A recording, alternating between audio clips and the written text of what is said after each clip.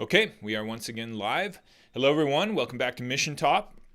Mission Top is a farmstead and ranch, but it's also a family, and it is a place of Philia Sophia, or a place where we try to develop a love of wisdom by engaging with ideas. And today we will be talking about how temples, and I'm referring to temples of any sorts on the earth, ancient, modern, etc., how temples are like playgrounds for humanity. This is the second time that I'm attempting this stream. I attempted it yesterday and my internet connection went down, which is always a possibility, unfortunately, with the connection I have right now in this rural area. And I apologize about that. I am looking into other options. Somebody mentioned the Starlink service that's coming out, I think another Elon Musk project, and I am actually on the waiting list. I've been on that one for some time, but it's not available to me yet. So I am working on that at least, but in the meantime, we'll just kind of roll the dice, and it seems like most of the time these streams come through, and if they don't, then we will just try again, as you know, they are somewhat low stakes in the sense that they can't always be repeated, and this project is in pursuit of actually making these into a more polished recorded project, you know, with more images and music that won't be hampered by those kinds of limitations. So, thank you for being here today. This is a topic that I am looking forward to. It is one that I think has deep relevance to our lives, despite the fact that it may not seem so. And that's the thing with this temple series that I recognize. You know, it's not as easily engaged with as, for say, all the stuff I do on manhood, or, for example, the other day I think was a real engaging topic on just what is meaning. But temples, on the other hand, you know, it's a bit difficult because, you know, they're out there in the world, but they seem ancient. They seem outdated. They don't seem like they have to do with us today. They're museum pieces. They're not something that should be bound up with our lives as it is. And so I get that. But I'm hoping that through this series, especially when it comes out in its polished way, and I'm kind of working on the right way to market it, right? Because if it's put in the right terms, maybe more people pay attention. And you could help me with that, actually, if you have any suggestions about how this could be presented, you know, in its final form to kind of catch people's attention a little more.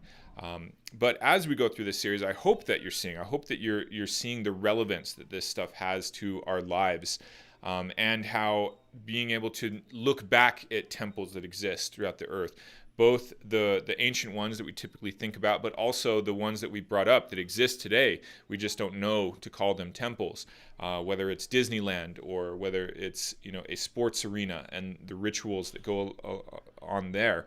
I hope, you know, all this has been useful to help you realize what we're up to as humanity and how kind of the technology, because I think in many ways it is a technology, somewhat of a psychotechnology, as John Vervaeke brings out. The psychotechnology of temples and ritual is perennially relevant, right? It means it continues to be practical to our lives and important. As a little bit of a recap, we've done an episode on temples as maps of meaning, and we brought out how, you know, if you were placed in an environment and you didn't know who you were, you didn't know what you were supposed to do, you know, such as a desert landscape, and you didn't know what your goal was, then there's a sense of a absence of meaning in that situation, because you don't know who you are or what you're supposed to do, and you don't have anything to orient yourself about. But if you ultimately if you can place yourself or define the environment, the arena around you, let's say it's the Super Bowl, and you know who you are, you know, you're Tom Brady in the Super Bowl, then there's this alignment between, there's a coherence to that, an alignment where you know what you're supposed to do, you know what the goal is, win the Super Bowl, etc. And so there is much more meaning and flow and engagement in that kind of setting. And that temples have attempted to be those maps of meaning for humanity throughout history.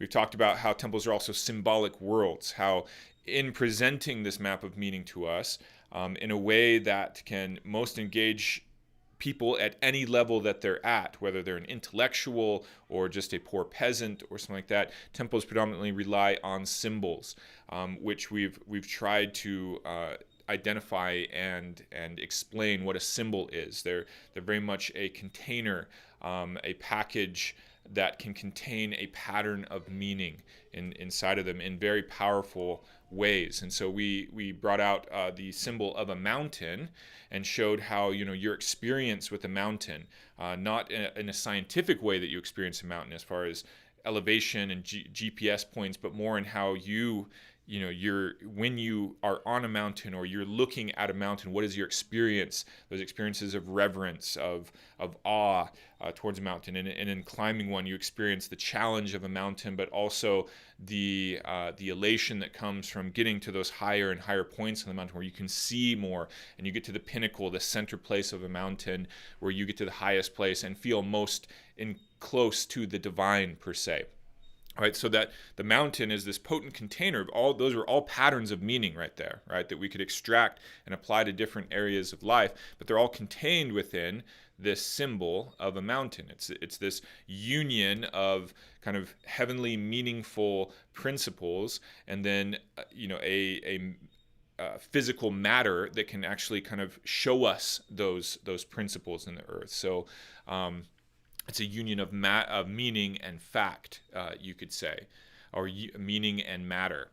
And that's how a symbol works. And so in a map of meaning, as we've said, where we're trying to orient ourselves, who we are, what we're supposed to do in the world, the temples usually rely on these symbols to convey volumes of information to us in very small packages, such as the symbol of a mountain, or the symbol of water, or the symbol of oil, or the symbol of a crown, or a robe, or something like that. All things that are symbols contained in temples, or incense, or altars, things like that.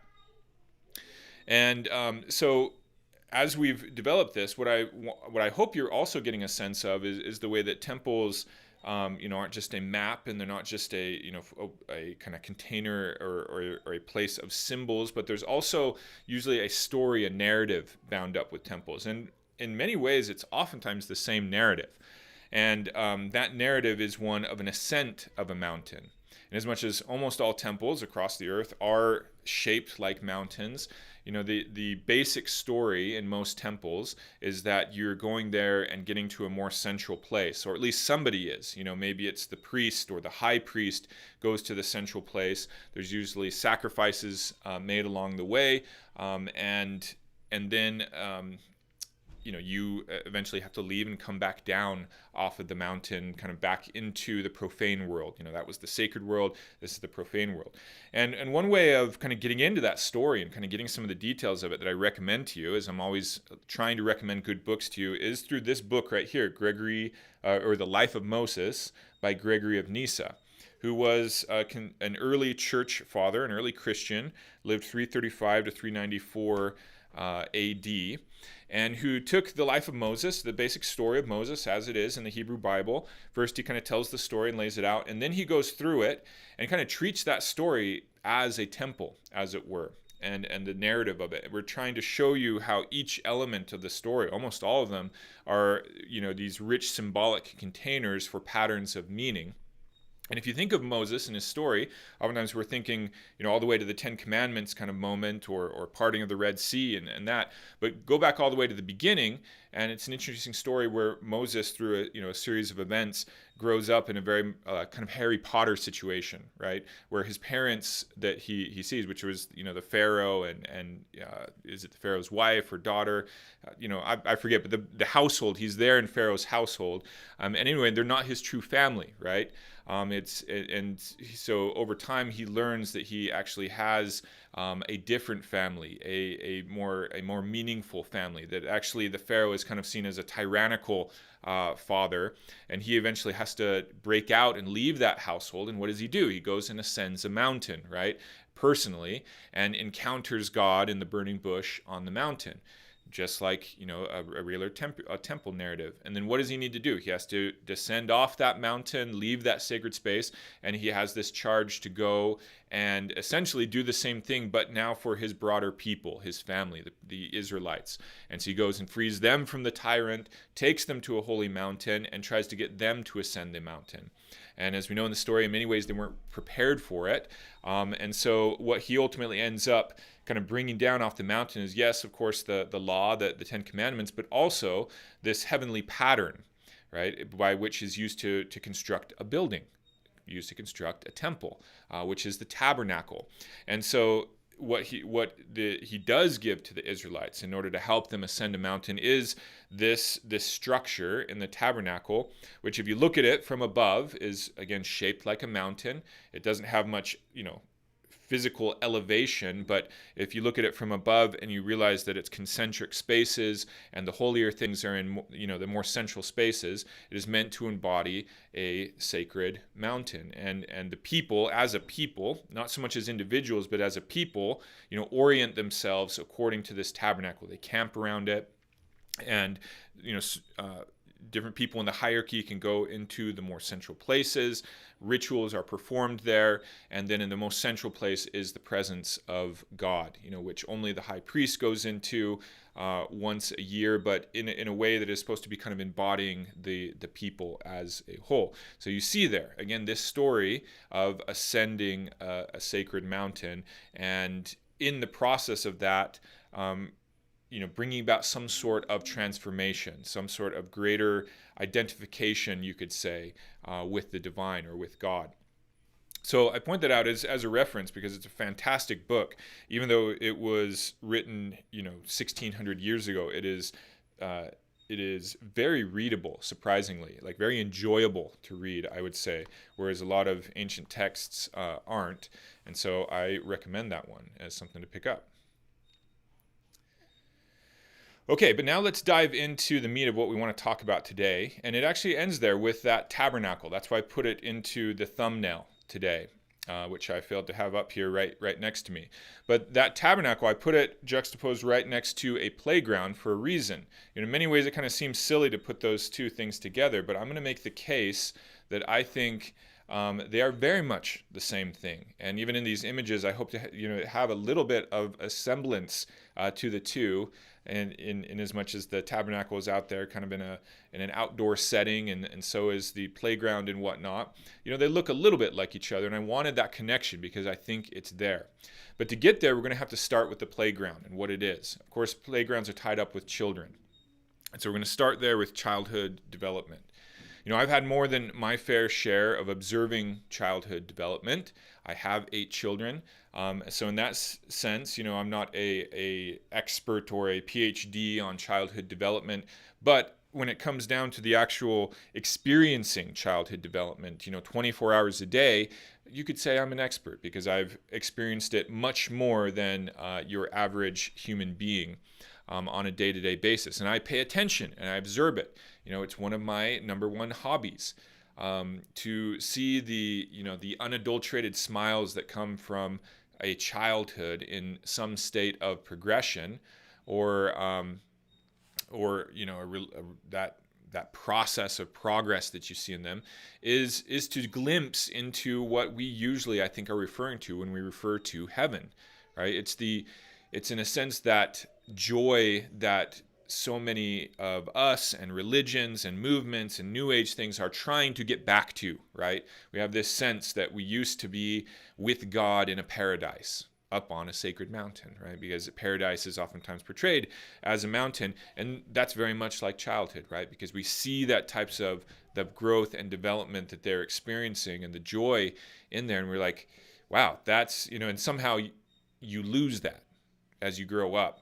And it's this attempt to get that back, and so I hope you see already kind of the ties of starting on a holy mountain, descending from it, getting back to that kind of holy mountain, but in even a more progressed state as an adult.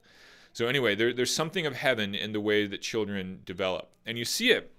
I hope you can remember what it was like to be a child playing, especially because this playgrounds, are all about play, and we're going to say, we're going to make the leap and say that temples are playgrounds and they're all about play. But if you can remember what it was like to be a child playing, and if you can remember, there was flow states there, right? We talk about flow states today in culture, in sports, in rock climbing, and intellectual endeavors that you're super engaged and losing track of time. Well, that's what it was like to play, if you can remember. Like I have just little glimpses of memories of what it was like to be so enveloped, with your little figurines, or playing out some scenario, or setting up some game with your friends where the roles just matched up right, and you were embedded in a world, you were dressed up in a costume.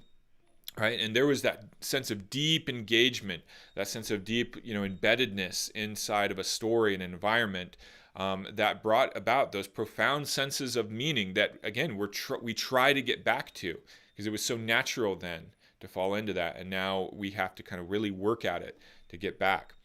And we know that in those kinds of states, bound up with play, children are developing like mad. They're transforming and transitioning before our eyes. I leave my kids sometimes for like a few days to go on a trip, and I come back, and my youngest kids, they're like different people. Just in a space of a few days, sometimes they develop whole new ways of talking and relating to the world. And you can tell, if you're there day to day just watching them. And so how is it, again, that children develop that way so naturally? It is through play. That seems to be the primary way for them to do it. And play, and this is very important, it's not just some nice thing, some fun thing for children. Like, it's literally a necessity. And if you're a parent, you know that.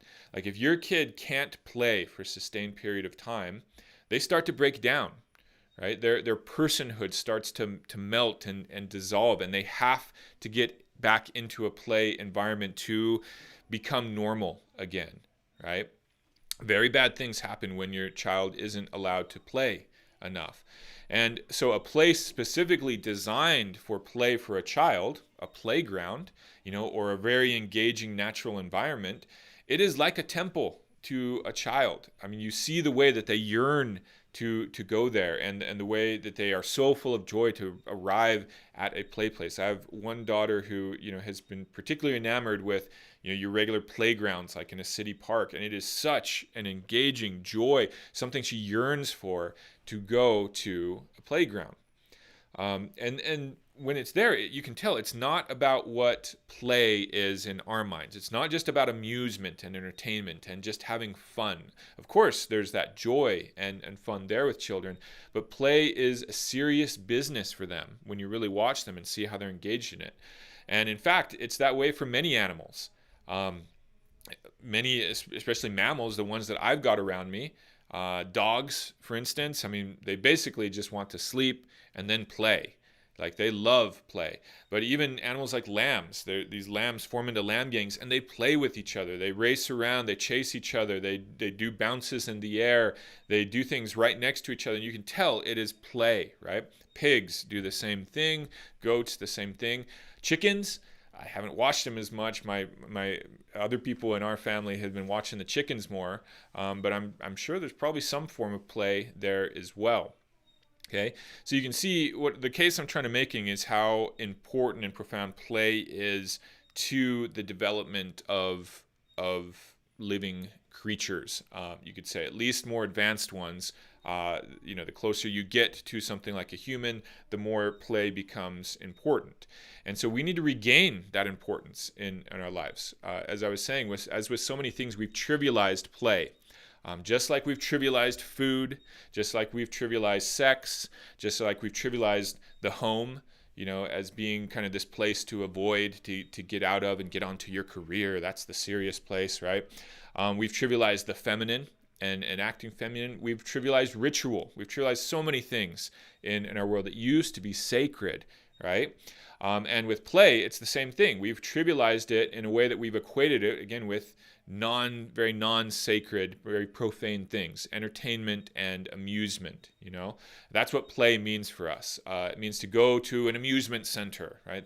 That's where you'd go to play, or to go get some junk food with your friends, or to go to Disneyland, or go on a ride or something like that, and have lots of fun playing.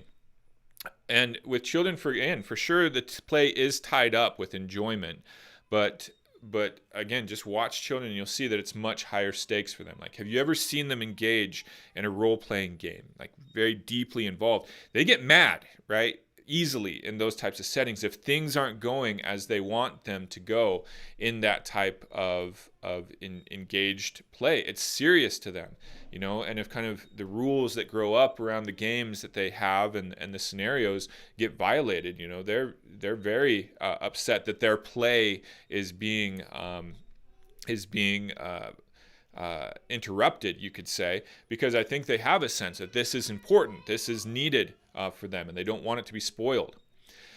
So one example I can give of that, just to try to drive this home, was when my family was in Jerusalem at the end of 2019. We were there for about a month and a half, and one thing that was so engaging to be there in Jerusalem was we were about a block away from the shuk, the big marketplace, where we could just go and get so many delicious foods and have so many smells and people, and it's such an engaging colors and everything around you. It's so engaging to be there, and it was for our children, certainly enough. And so just a couple days after experienced the market for a couple times, interesting enough, we had a kind of a day of just kind of rest, of staying there in our apartment there.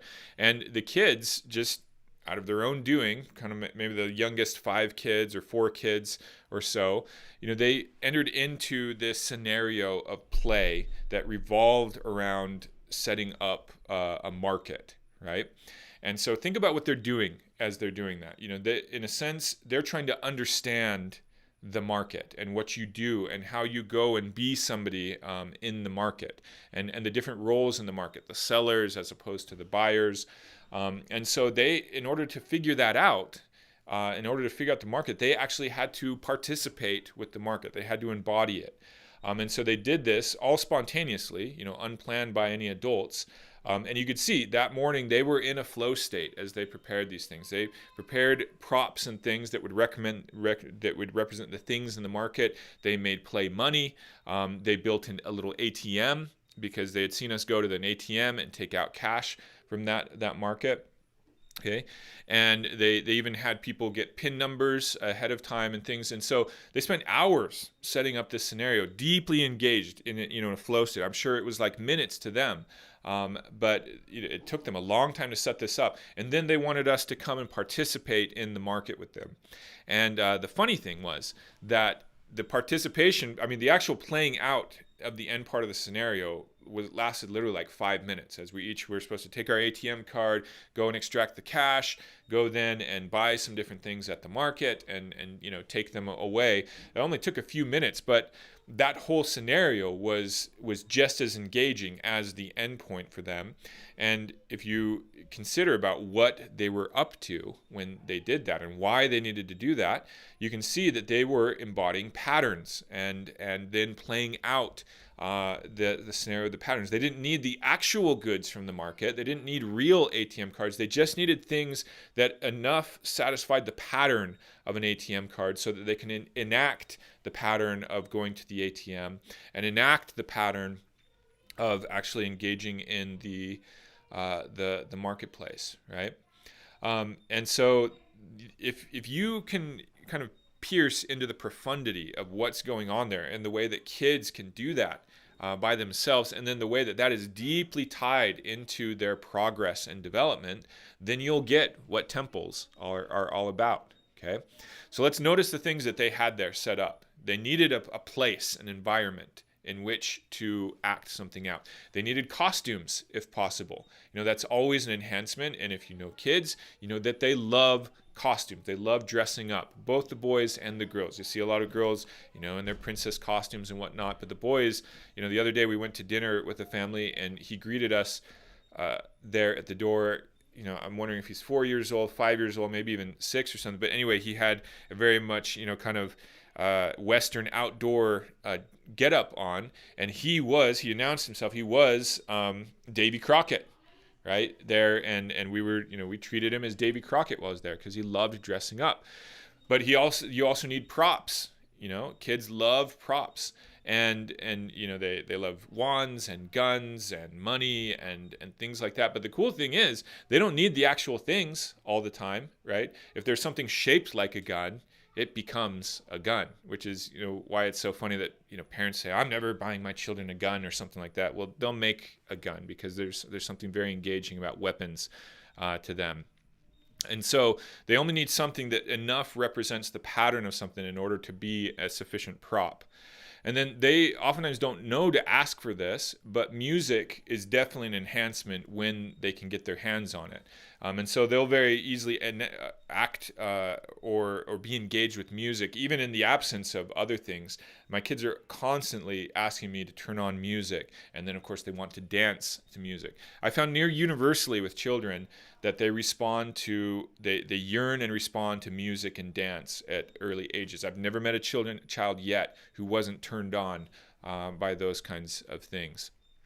And so, and then lastly, they need a narrative. They need a story to play out. That's, what they're looking for is a scenario that is in some way a patterned story that they can live out. And of course, they especially love to live out characters that they find in stories and movies and things that they've lived out.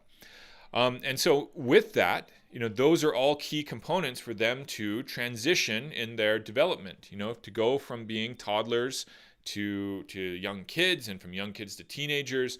But then once they get to teenagers, that's kind of where this process naturally stops. You see this kind of not occur as much as spontaneously from people. And once teenagers kind of get into an adult body, at least, it seems like that's where human development as just kind of a natural process also stops. That if there isn't some other sort of kind of more artificial or cultural impact on a person from that point on, oftentimes people get stuck in their developmental process, and they might kind of be a perpetual almost adult, right? That kind of teenager that just isn't quite there as growing up. And we're talking about that kind of thing all the time because our society is still dealing with it. Okay.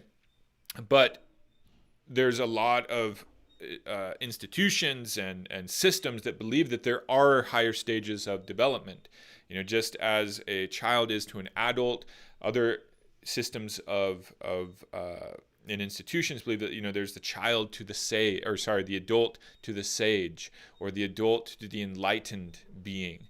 And so we do have this sense that there are higher stages of development if we can accommodate them, right? If we can lay out the scenario in which that development can occur. So the interesting thing is, if you look at how we've tried to get those types of developments to occur, to get us to those higher stages of sage and enlightened beings and more holy beings, celestial beings, whatever you want to call it, because there's of course endless names. What we've developed is essentially playgrounds and play. The very same thing that children do in order to get us there. And that's where we come back to the temples as playgrounds. That if you understand what I just said about childhood development and the way that they develop into different identities, figure out scenarios, figure out arenas and relate and themselves as agents in arenas, that's exactly what we're doing with temples. And just as we've seen that children take their play seriously, temples are about serious grown-up play. And that's where the disjoint can happen, because in as much as we've come to think of play as amusement and entertainment, when people go to a place like a temple and expect to be entertained and amused, of course they will be disappointed, right?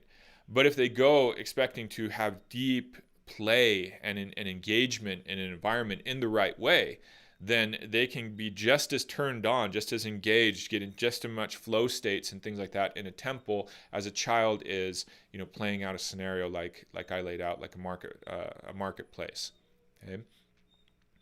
Of course, entertainment has its place, but it cannot produce the transformation of serious play. So that's what we have. If you want to hope that you can have that kind of transformation, reach higher states. If you see yourself as an adult and responsible person, but you want more, then temple might be the appropriate, some sort of temple might be the appropriate playground, but you've got to approach it with that appropriate degree of seriousness in the play that's involved. So both see it as play, but serious play.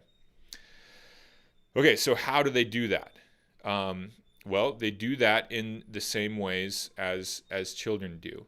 Temples give you the place where you can go and try out identities and act them out and practice them, experience them without having to reach 100% commitment to the identity. So notice with children, that's the beautiful thing about play and dress up and things like that. You can put on the identity, you can play around with it, you can interact with others as if you are already living out that identity, but you don't have to commit to it 100%, right? You can take it off and you can return back to kind of the regular world, having better understood that identity, but maybe you don't want to take it on 100% or you're not ready to. And so in temples, this is accomplished in the same way as it is with kids, with costumes, with props, with actions, with music, and with a narrative. Okay, so the rituals taking place in temples, the interaction with the environment of a temple, with the props of a temple, with the symbols of a temple, is enacted play. You're putting principles into perspective and participating with them. In a temple, of course, a playground, like an outdoor playground for kids, is very much about their physical development of their bodies and their bodies' abilities. Well, a temple for an adult to go and being a grown-up playground is very much a playground in terms of, again, symbols and patterns. But you are actually moving through those places. There's movement. There is a physicality to it. Or there's use of water and washing, or it's this incense and smells. There's oftentimes, food and meals tied up with temple worship. There's very physical things tied up with the temple. So it's not just some conceptual kind of thing either. It's really both. We've talked in the manhood series about the great lengths that culture. So one thing I want you to see is that how that we don't just spontaneously do that. Kind of culture has to build these places, and a lot of effort has to go into creating them. And that's kind of the difference between childhood play and a temple, is that there has to be great effort put in by culture to create these kind of environments where this transformation can occur. And so we've talked in the manhood series about the great lengths that different tribal cultures have gone through the ages of turning a boy into a man. Notice that stage of development right there. And so they did that through these brutal rites of passage that cultures used in the past. But notice how they contained all these elements in the way that we talked about them. They contained people dressing up in costumes. They often didn't contain structures and buildings, because these tribes didn't build places like that. But they would take them to some sort of sacred space where they would put props up, and people would dress in costumes embodying the gods, and they would play out a narrative. And they would, give people roles, and there were physical acts in it. We've talked about circumcisions and scarring and different things that were tied up with patterns of meaning that were supposed to help the initiate, transform over time, because oftentimes it took weeks, months, or even years of getting them to play with these patterns of meaning and identities. It took for them to then fully take on that identity and return back a different individual to the tribe and regular life. And so if you can understand that and see how all those elements are there, you can see it in most religious ritual, which is very much, a lot of religious ritual is tied up as being kind of the temple sacred places where ritual occurs. So a cathedral is a great example. Even just in doing the communion ceremony, where people, in order to enter in and be let's see, while they're doing it, they're catechumens, and then they become in full communion. I'm not sure the technical terms, I apologize. But in process, there was ritual of, a ritual death and rebirth, usually with the baptism. And then they're in there, and there's, the ritual taking place, again, with costumes, with props, with a sacred space where people interact in the space in a different way. In certain ways, and at the end of the day, there's this meal, there's actual physical things, you're eating something, taking something into you, along with other people, all meant to help you, participate in an identity. You have now become part of the body of Christ. right? And the other people are other members of the body around you, and there you are, embodying a specific pattern of meaning and seeking to transform yourself in the process.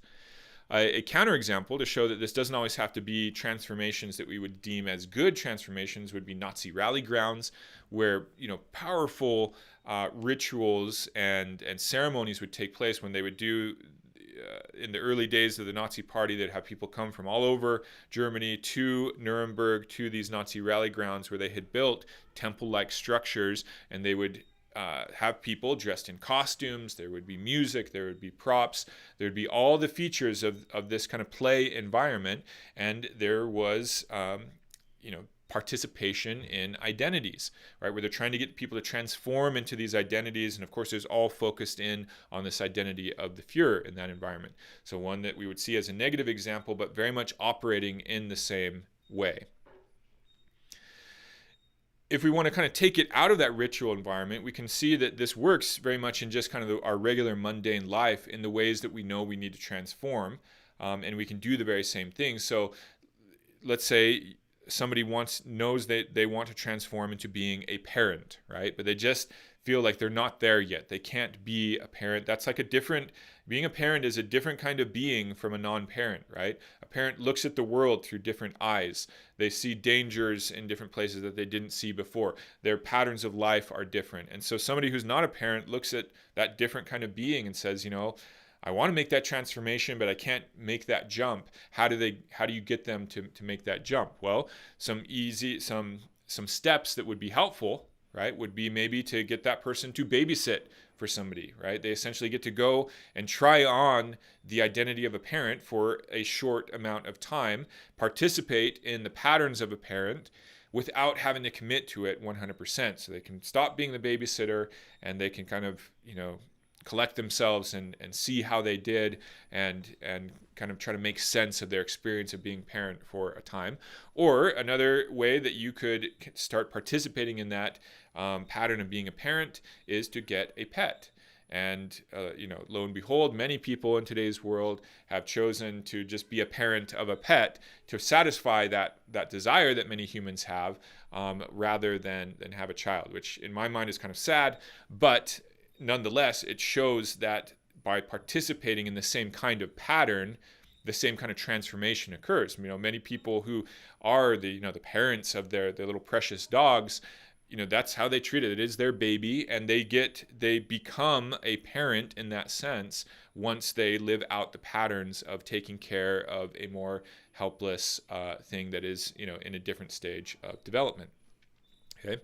So now let's jump to one more example. Let's go back to Moses and the pattern of the tabernacle and just look at all these elements being there. In as much as I've said that a temple is a playground, then all these elements of childhood-like play are there, where the people participating all around this playground. They would camp around the tabernacle.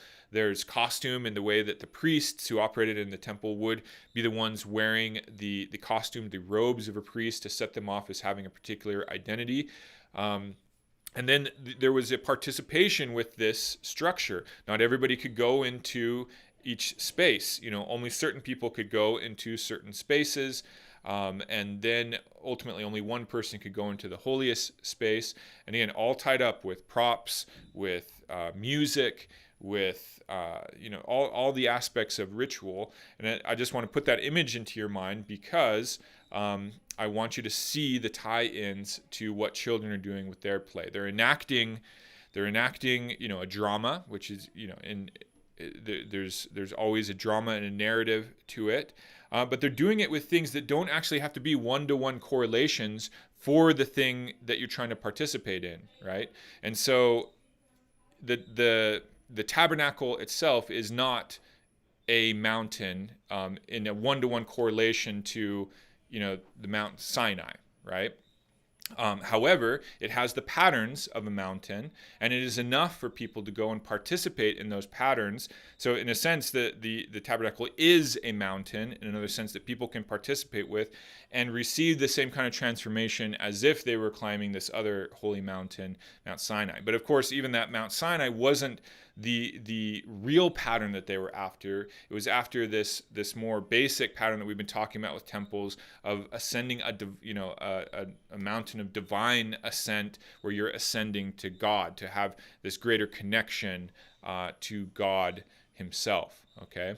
So I'm just trying to show in many different environments how this same pattern of play, deep, serious play with all the same elements, costume, props, music, etc., is used. Narrative is used in order to get us to practice taking on identities and becoming things that we weren't. Well, to kind of end off the episode today and round it out, as this series always tries to bring it back and show you a contemporary example of temple worship that has developed in recent times, relatively, as far as religions go, which is that of the Latter-day Saint Temple. If you look at the Latter-day Saint Temple, the exact same things occur. The worship, the rituals, the happening in Latter-day Saint temples are all about trying to get people to transform, to take on higher identities. And so Latter-day Saints, they do participate in these other kind of regular Christian rituals, all tied up with participating in identity, that of baptism, that of eating the Lord's Supper or the bread and the wine, or in order to embody Christ and become part of the body of Christ. But the Latter-day Saint Temple has kind of further identities that had been identified as desirable identities. And the one thing about the temple is when you really look at what's going on is that the identities, we really shoot high as a people, I guess you could say. And there's something very American about what we're, the fact that it came out of America and what's going on in our temples, because the identities that are trying to be embodied and that are being played with, you could say, inside a Latter-day Saint temple are kind of the highest identities you find in antiquity. So if you're to look at the Hebrew Bible, let's say, and say, what are the highest identities in there, the most sovereign identities that could be found? And you would say, well, it'd have to be priest, right? Those people were very important, especially like the high priest. There would be kings, starting with David there. Those were identified as very high sovereign individuals. And then prophets, right? These people that clearly have an important desirable identity, I guess you could say, in the context of the Hebrew Bible. And notice how all those identities are then used in the New Testament and very much associated with Christ. Well, in as much as humanity continues to develop that point and we start seeing these identities more and more being associated not just with one person, but with many people, until we get to even the United States, where instead of seeing a sovereign as just one king over many people, the people themselves are seen as sovereigns. Well, then it won't seem so strange to you that in the Latter-day Saint temple, the identities that are being played with are these highest ones: priest, king, prophet, and kind of being offered as an identity that people can participate in and try to develop into as people. And, from one aspect, I know that could sound funny, like, oh, they think they're going to be kings or priests or things like that. Well, the way to look at it is that Latter-day Saints aren't going into their temples and thinking they're coming out the king, the priest, for example. But, again, having been able to learn and participate in that identity, well, then what can you do? You can come back to your family and you can be a good king or a good queen in your family, or a good priest or a good priestess in your family. Okay, and so that's what's going on with Latter-day Saint temples. And of course, everybody has different domains of sovereignty in their lives, whether it may be in their job, maybe somebody's the mayor of a small city, etc. We all have different levels of sovereignty, and so the same thing would apply. Taking those identities and coming back and being, the most godly version of that identity in whatever your domain is, you could say. So if you think about what a king is, what a priest is, they're people that both have great responsibility, that's part of it, but great agency as well. They exercise with agency, not having to be told what to do per se, but they act, and they act well if they're a good king or a good priest, in the name, or recognizing that their sovereignty all comes from something higher, from God. And so the idea would be a Latter-day Saint goes in, they play with these identities, and they come back, and again, like as a father or something, you are now a better king over your family, and able to exercise a good sovereignty, exercise agency in that domain, and not see that the world is just imposed upon you and things like that. Okay. So I take that time to explain it, because otherwise a lot of things with the Latter-day Saint temple, as with many things in life, if we don't have the right context, can seem strange, or even in this case it could seem conceited, or something like that. Whereas if framed in its right way, you can see that I can see what's going on there, why they would be playing with those identities. Okay. And so in the Latter-day Saint temple, how is that achieved? Well, it's achieved in the very same ways as we see either with childhood play or with these other ritual experiences. So in the Latter-day Saint temple, people are ritually washed like a priest, like you read in the Hebrew Bible, okay? And they're anointed like a king, okay? Where, what's an anointing? It's putting this golden shiny liquid on one person as opposed to the others, to set them apart, to show that they've been set apart as somebody special, okay? So there's actual water, there's actual oil, but it's not, again, it's a symbolic ritual action, and so it's not played out in its full way, because it was just the pattern that was important, okay? But again, you actually go and you participate in the pattern, and then there's a costume, right? There's robes in the temple. I'm pretty sure the church itself, shows illustration of these robes. Latter-day Saints are buried in these robes. So if you've ever been to a Latter-day Saint funeral, you'll see these in the coffin. So these are robes, and they're supposed to be priestly or kingly robes, okay? And they're used in ritual context in the temple. People put them on, and for a time, they're playing out this identity, right? There's props in the temple, particularly altars, right? There's symbolic sacrifices that are performed on these altars, but once again, as opposed to like the Tabernacle or the Jewish temple, there is not literal, animal sacrifices or things like that, but more symbolic sacrifices taking place over altars, just as symbolic sacrifices are done over the altar in a cathedral with the cup and the bread, right? And so, and there's other props. There's holy books. There's scripture used as props in Latter-day Saint temples.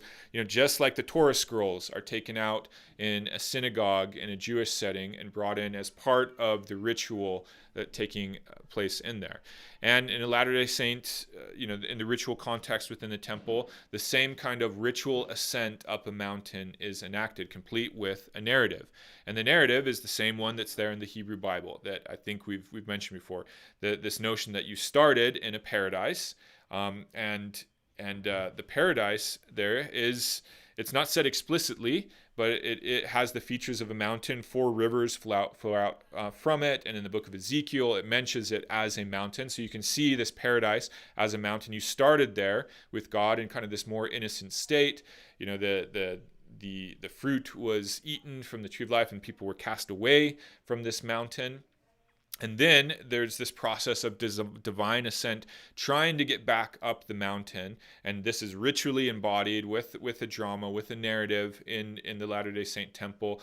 But of course, as with Christianity and so many of these conceptions of the way that people were left paradise and are coming back, there's this sense that there should be a progress when coming back, that you should have progressed in this process of being cast away and coming back. And so, there's very much, that kind of sense. And that's where these identities of priest and king and prophet come in, that as you come back, you're supposed to have grown up, let's say, right? You left kind of innocent and childish.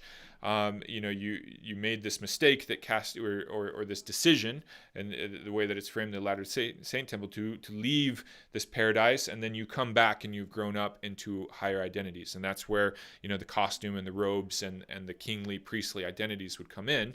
Okay, and from the outside, right, it could look crazy. What are they doing wearing these funny clothes and things like that?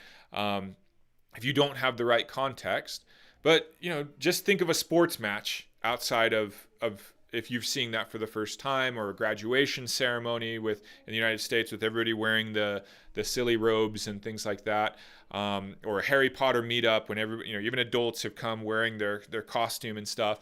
And, if you put in that context and realize silliness only has to do with if you have a proper understanding of what people are doing, because actual ritual embodiment of identities and playing with identities takes place all the time in humanity. And if you compare, like, the Latter-day Saint temple with cosplay per se, the dressing up as superheroes and whatnot at a convention center, I'd say, well, I can appreciate both of them, that they're legitimate human activities, but which one's more silly when it comes down to it, right? And so, I just want to lay that down so you can see both the way that these types of patterns with play, grown up serious play, continues to be used in the world to help people to make transitions and development and identity. And it happens, it's happening in still ritual context, like cathedrals and Latter-day Saint temples. But as I just mentioned, it's also happening as people try to find kind of religious replacements. They're still trying to embody, ideal identities, whether it's a superhero or Harry Potter or Star Wars or whatnot. That's what people are doing, right? That's people yearning for development, for wanting to be greater things than we are. That's very human. And so this will happen in society, whether people kind of like it or not, per se. This kind of ritual, play seems to happen whether we like it or not. But that's where culture comes back in. So it seems like humans have realized that we do this for a very long time, and as much as you can see these same patterns going back thousands and thousands of years into the past. So it seems like culture has naturally tries to get us to figure out what are the highest identities, and then get us to play with those ones, as opposed to, again, something like the Nazi rally grounds, where we can get it really wrong and practice and take on destructive identities as well. So either way, we're going to do it. And that culture, you could say, tries to get, the members of the culture to take on the best and the highest identities. Okay. One more example, just from a Latter-day Saint context, to just kind of nail home how this happens, and just give one more example of it, is the Latter-day Saint mission. Which, again, you look at the Book of Mormon musical, and you see these two guys dressed in white shirts and ties, and it looks kind of silly, right? Because it's a different kind of dress. What are they doing? What are they up to? Let's kind of make some fun of it. It's very easy to do that with things that you don't particularly understand, right? But from a Latter-day Saint context, what is happening there, and I think we brought this up before, is very much a rite of passage, okay, where young men right there at the border of adolescence and adulthood are sent out into a ritual context, right? They're sent out in the care of something like a holy man or a shaman. This one happens to wear a regular business suit most of the time, in as much as that's kind of the robes of priesthood in most cases for the Latter-day Saints. And so this person's called a mission president, but the context is the same. For 2 years, these two individuals, and of course young women can go as well, are in this care of a very much symbolic ritual environment. Yes, it does involve proselyting, the message of the religion, but when you look at what they're doing, they're playing with an identity. They're given a little area, a little pocket of geography, a little play place, if you will, where they're supposed to, in that context, be a prophet, calling people to repentance. They're supposed to be a holy person, trying to live a better life. They're trying to be a parent, taking care of people who are broken people, people trying to quit smoking, trying to reconcile with their families, the basic things of life, and then trying to kind of, again, shepherd, and there's another identity, kind of shepherd these people into a better way of life. And so, again, there's the costume, there's music bound up with it, and as much as the missionaries are always singing and meeting together, they have the ritual environment is that kind of area of themselves. They have kind of the holy person there, and so anyway, through this whole thing, they are expected to rise up into these identities, right? Again, that of a parent, that of a shepherd, that of a prophet, that of a, somebody who, you could say a kingly person who takes care of a domain and a kingdom of people. And then what do? They're supposed to come home, and they're supposed to have advanced in those identities and be a better parent. They're supposed to be a better person. They're supposed to have transformed from a typically selfish adolescent into a more advanced, sage-like being. Of course, it works to different degrees with different people, but that is supposed to be what happened. And many people report that is exactly what happens to them out in that ritual environment. So you can make the fun of things, of seeing, again, the kind of particularly today funny costume, you could say, that missionaries wear with the white shirts and ties and stuff like that. But the transformation is real, and millions of people can report that it is so. This is how people are formed. This is the effort it takes to get people to transform past childhood. In childhood, it kind of happens naturally, but outside of childhood, culture has to help people take on these higher identities. And it's incredible that we've figured this out as humanity with the help of God, I would say. But you can see that humanity has been working on very such processes for millennia, right? And getting culture and ritual to take us to these higher stages of development. And so I'll just end with the thought here. And it's nice because today I think we'll finally get one of these done in less than an hour. But contrast that to Silicon Valley. Silicon Valley is very much trying to get people to progress to higher stages of development. And how are they doing so, right? They dream in terms of cybernetic implants and drugs and AI and interfacing us with AI and putting our consciousness into some sort of matrix, right? Or something like that. And that's the way that humanity can be enhanced. And so when I look at that, in a sense, that's not exactly a wrong pursuit, you could say. It all depends on how it's approached. But the thing that comes to my mind, once you see that humanity has been working on this other kind of transformation that has worked in degrees, maybe not as much as a lot of people would like, in as much as we're not a world filled with Christs or Buddhas or things like that, but it has worked on people. Why not figure out that element better, the technology of ritual and of sacred playgrounds? Why don't we at least spend as much effort trying to master that stage of transformation, which generally is much more tied up with wisdom and things like that would hopefully give us the enhanced wisdom that we need to then take these other kinds of technologies, cybernetic implants and AI and things like that, and actually exercise greater wisdom in the things that we choose to do and not do with them. So that there's just a thought on that.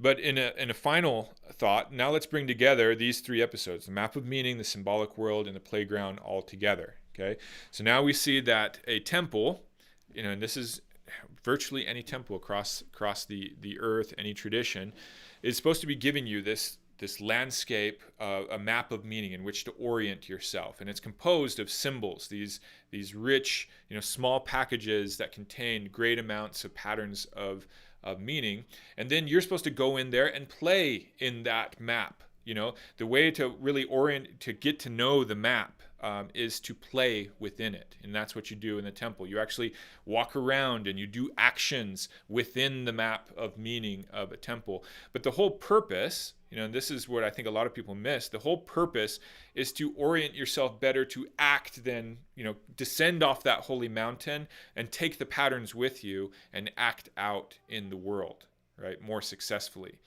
And our ancestors worked, very hard to develop the ways to get us to kind of orient ourselves to the world properly. And we could say, we've moved beyond all that. But the thing is, we haven't. We don't even get ritual anymore. We can't even pull out the deeper meanings of ritual because you need a more symbolic understanding. So I'd say before we think we've transcended and moved beyond all these ancient temples and stuff, we should at least get to that degree where we can go in there and participate in these things and draw out the patterns of meaning, understand them, articulate them, and apply them in our life. And then we can say, okay, I've got this playground, I'm ready for what's next. But have we done that at all? I don't think so, which is why this series exists and why I'm trying to give people the tools to go back and engage in the temples that exist within your tradition and pull off these things. Okay, that is all I had to say about that today. Luckily, technology was with us today, and I was allowed to get it all out. It's kind of the thought yesterday, or these times that it fails, that maybe I haven't prepared enough, and it's not in a good way. So, the powers that be kind of silence me until I've created a better presentation. But hopefully this was useful to you. I'll be back. We do these streams Monday through Friday. We're doing them through the beginning part of June, and then I'll go to probably just a weekly streaming. And from this point out, I am concentrating on this channel more on putting out videos that are tied up with movies. And so I've said this so many times, and I know you're not going to believe me, and that's okay.